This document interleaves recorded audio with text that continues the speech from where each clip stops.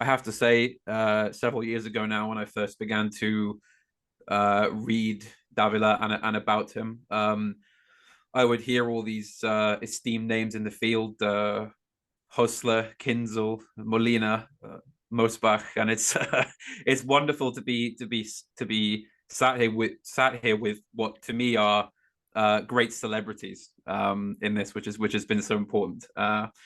So I want to speak today about Gómez Dávila in a way that I think often isn't given quite enough attention, which is the literary aspect. To if you like, I'm coming at it from the faculty of English rather than the faculty of philosophy, if that makes sense. I don't want to go too closely into kind of textual analysis stuff because, of course, I unfortunately do not yet read Spanish, so it would be kind of uh, a a a a distantly secondhand thing, which I think wouldn't really be too appropriate. So as we all know, the main bulk of Gomez Davila's work is made up of aphorisms. And one of the uh, difficulties, you might say, that I've seen with people who have just been introduced to Davila is that they see this as a kind of amateurism, perhaps because they're so used to the philosophical texts being these great vast tomes, thousands of pages with the arguments made directly, that they think, oh, this is just something kind of light and entertaining. I've seen a few people, the few people that I've seen talk about Davila to begin with, I see them describe his work as part of the commonplace genre.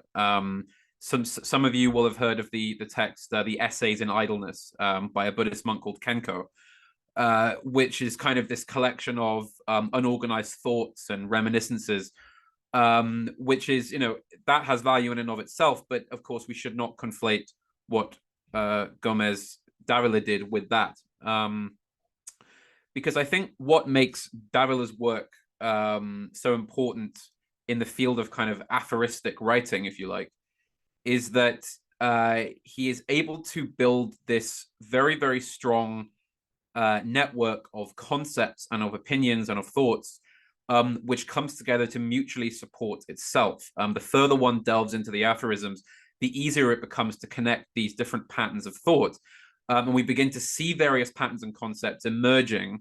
The more and more we read, it seems to become more intuitive. Though in my experience, the more I read, it seems that way until you get to one particular aphorism that completely throws you. And so sometimes I find it's weeks or months or years even until I really fully think I've come to understand it.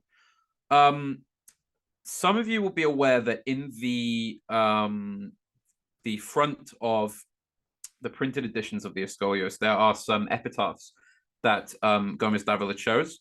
And I think one of the most important ones in that set is by Nietzsche. Now, I understand there are many Germans here, and since I don't read or speak German, I will not attempt to butcher my way through through the quote in German. But a translation of it reads as the following: that what is involved here is the extended logic of a very definite philosophical sensibility, and not a jumble of 100 random paradoxes and heterodoxies. None of that has dawned, I believe, on even my most sympathetic readers. And I think this particular epitaph is vital to understanding the kind of work that Gómez Dávila wrote or wanted to write, because it provides the reasoning behind why it takes the form that it does. Because, as we know, Gómez Dávila rejected systematic philosophy. And I think really the genius behind the way he composed the aphorisms is how it allows him to cover such a vast amount of distance rhetorically and philosophically without having to lose himself in systematic or kind of direct argumentation. Gómez Dávila described his own work as concentric, and I'm sure we all have a perfectly good working definition of what the word concentric means. But I want to draw attention to its specific definition as we define it in English, for the sake of our understanding, and also because, as a poet and as someone who mainly lives behind a desk, I never miss the opportunity to open up the Oxford English Dictionary. So the definition given there is specifically this: of geometric figures or objects having a common center or central axis, the larger often surrounding the smaller. Now let's pay attention to that particular phrase, a common center or central axis, because this, I think, is central to Davila's literary technique, which is in turn central to the dissemination of his philosophy. He doesn't need the great bulk of that many authors end up producing in their work, because this kind of almost poetic technique that he develops in the aphorisms allows him a great agility and freedom in commentary, and in what in poetry would be called the economy of words. Because, as I said before, by the time he gets to an aphorism that would seem to need further kind of development or support, the aphorisms around it have already provided that, or they will provide that if they haven't been reached yet. And I think because Davila is, of course, a gentleman and a man of his word, he is very careful about if you like, the orientation of thought in which he points each aphorism.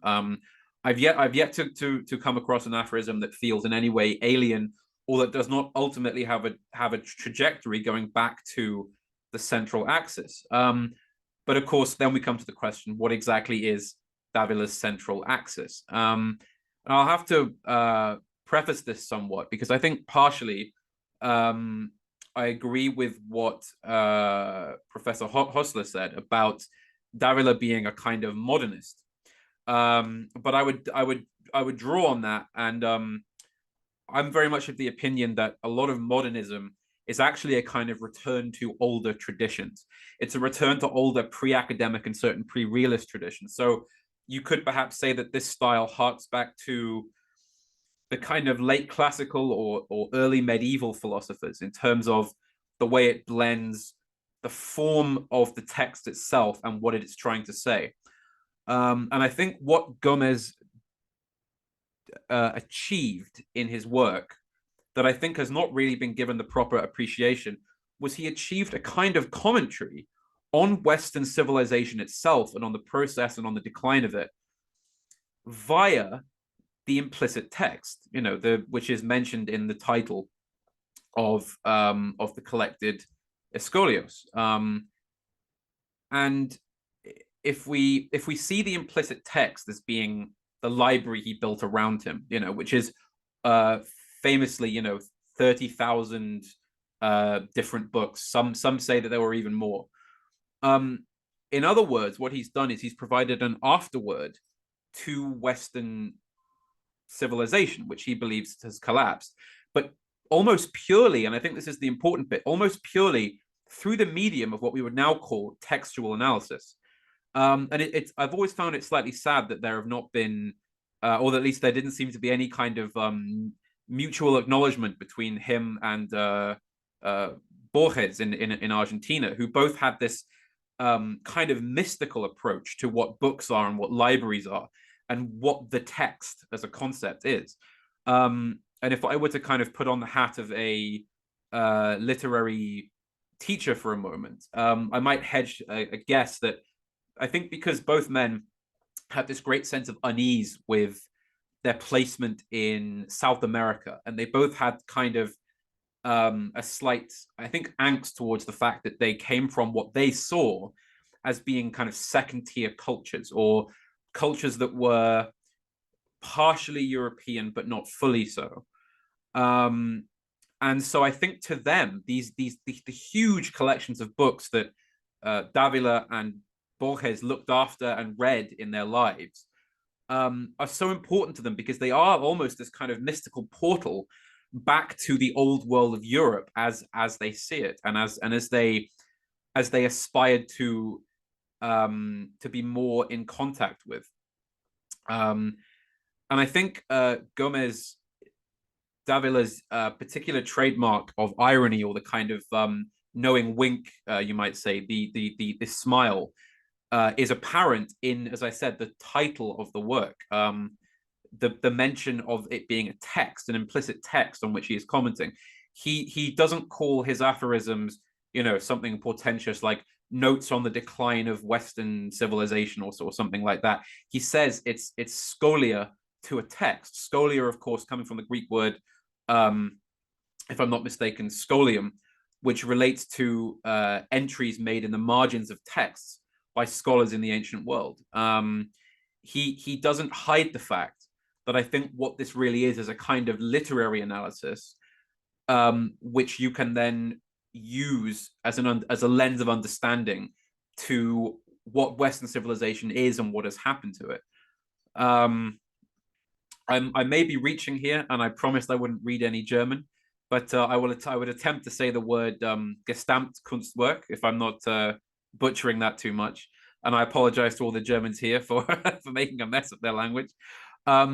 But again, I may be perhaps using the term incorrectly, but I think it's the closest word to express what I mean, in the sense that Gómez Dávila created a kind of total work of art or of literature, which in the very way that it's laid out provides the aesthetic and the justification for what it wants to do.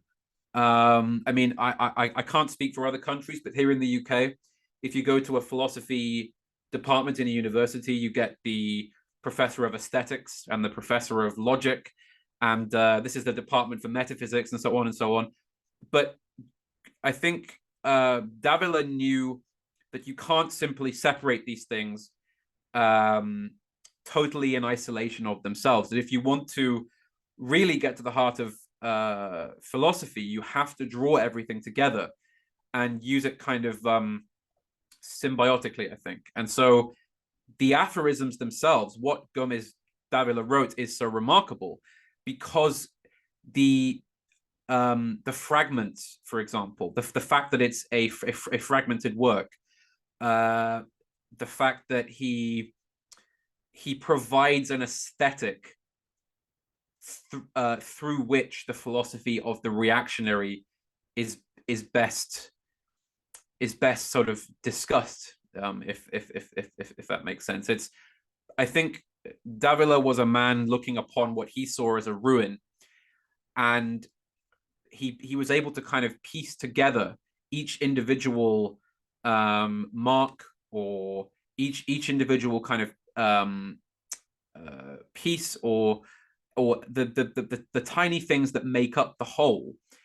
And he was able to kind of do that in a way that I suppose you could call didactic, but that is ultimately kind of self-contained, I think, almost kind of holistic. And this quest for a kind of holistic text, if you like, was a defining feature of so much 20th century modernism. But nobody ever, of course, acknowledges that Dávila may have been the one who got closest to that goal.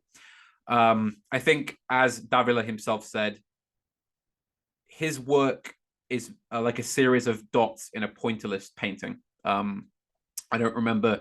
There is some more to that aphorism, but that's the one that sticks out to me in my mind. The fact that the prose, the poetry of the aphorisms itself is the aesthetic is the metaphysics. The metaphysics is the logic, if that makes sense. And I think once you have gone deep enough into the Scholios and then you step back, he has found an extremely effective way of disseminating his philosophy. And I think, I can't speak as a philosopher, but from the point of view of Western literature, this is something that has not properly been examined. It's not properly been appreciated. And I hope in my slightly rambling argument here, I've done a decent job of laying it out for you. Thank you.